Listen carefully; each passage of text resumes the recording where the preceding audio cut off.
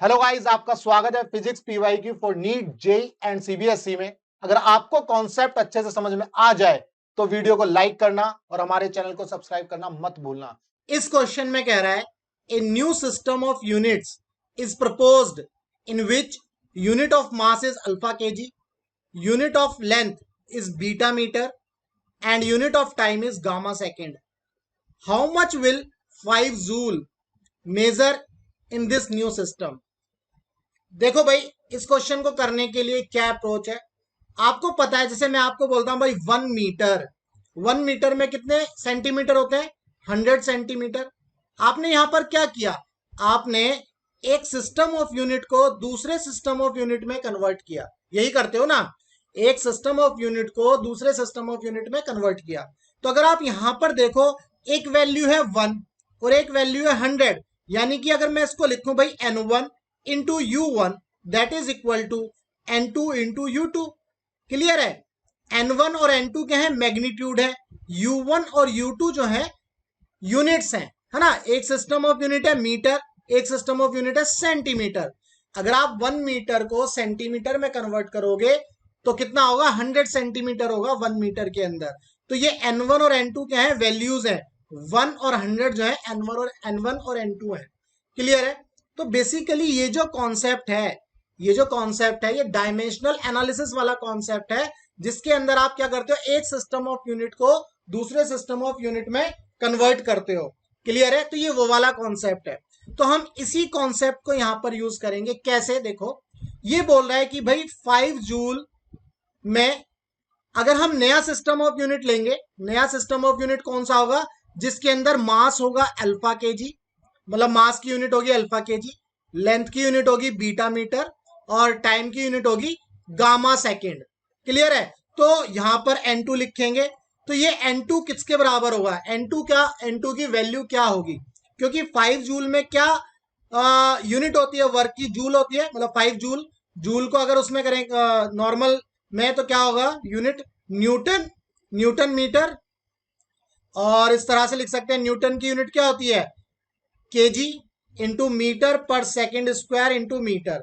That means kg, metre square और second square. देखो, mass, length और टाइम की यूनिट है ये सारी। तो इस केस में जो जो वैल्यूज है ना, मास की यूनिट है 1 केजी इस केस में, लेंथ की यूनिट है 1 मीटर और यहां पर जो टाइम की यूनिट है 1 सेकेंड। तो इस केस में जो वर्क आया वो आया 5 जूल। अब क्वेश्चन में बोल रहा है कि अगर ये 1 केजी, यानी कि जो मास की यूनिट है 1 केजी नहीं है, क्या है? Alpha KG. लेंथ की यूनिट क्या ले ली? नई जो यूनिट ली वो बीटा मीटर ली। सिमिलरली टाइम की जो नई यूनिट ली गामा सेकेंड ली। और ये सारी की सारी जो यूनिट आएंगी ये U2 होंगी। ये सारी क्या होंगी? U2। और हमें n2 की वैल्यू निकालनी है। क्लियर है मेरे भाई? तो U2 जो होगा, जो U2 है वो कौन सी यूनिट वाला है, इसको समझ लेते हैं। ये देखो, U2 जो होगा उसके अंदर होगा अल्फा, बीटा और गामा। ये यूनिट्स होंगी।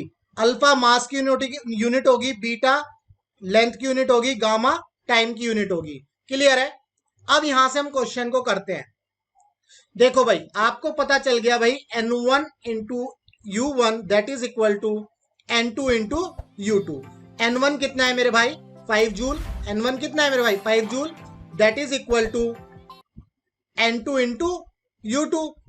और यहां से m इंटू, बेसिकली वर्क का क्या डायमेंशन फॉर्मूला होता है? वर्क का डायमेंशनल फॉर्मूला होता है, ये हो गया फोर्स का MLT-2, और वर्क का हो जाएगा एक L स्क्वायर कर दोगे तो ये हो जाएगा वर्क का डायमेंशनल फॉर्मूला। तो 5 इंटू ML स्क्वायर T की पावर -2। क्लियर है मेरे भाई? यहां से हम इसको इस तरह से लिख सकते हैं n2। अब अच्छा, ये n1 और u1 है तो इनको m1 l1 t1 कर दो। यहां पर आपने n2 ले लिया और जो नई यूनिट आएगी वो होगी m2 l2 and t2। Clear है मेरे भाई? ये हो गया इसका स्क्वायर और इसकी पावर हो गई -2। क्लियर है भाई साहब? हमें क्या चाहिए? n2। हमें क्या चाहिए भाई? n2। n2 आएगा 5 इंटू, इस तरह से लिख लेते हैं इसको, m1 अपॉन में m2। क्लियर है भाई? मतलब इस वैल्यू को मैं इसके नीचे लेकर के आ रहा हूं, ऐसे ही L1 अपॉन में L2 की पावर 2 और T1 अपॉन में T2 की पावर -2। क्लियर है भाई साहब? यहां से N2 क्या आ जाएगा मेरे भाई?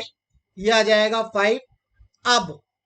अब यहां समझो, जो मास की यूनिट मैंने बताई, मास की यूनिट क्या होगी? 1 kg।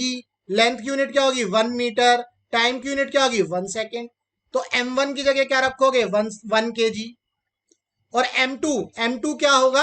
Alpha KG. Alpha KG मेरे भाई, अल्फा केजी जो नई यूनिट होगी। ठीक है। सिमिलरली L1 की यूनिट क्या होगी?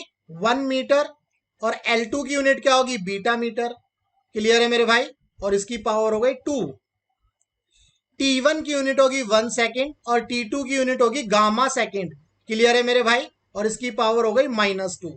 ये केजी कैंसिल होते हैं, ये मीटर कैंसिल होता है, यहां से सेकेंड कैंसिल होता है। तो यहां कर लेते हैं इसको।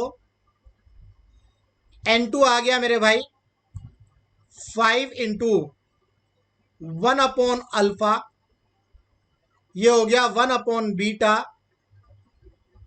और ये हो गया 1 अपॉन गामा।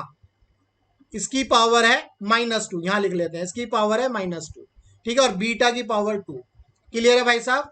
तो N2 आ गया मेरे भाई 5 इंटू, ये गामा की पावर -2 है, इसको ऊपर पहुंचा देंगे तो ये जाएगा गामा की पावर 2 अपॉन में अल्फा बीटा की पावर 2। क्लियर है भाई साहब? हमारे पास N2 की वैल्यू आ गई 5 गामा स्क्वायर अपॉन में अल्फा बीटा की पावर 2। ये हमारा आंसर है।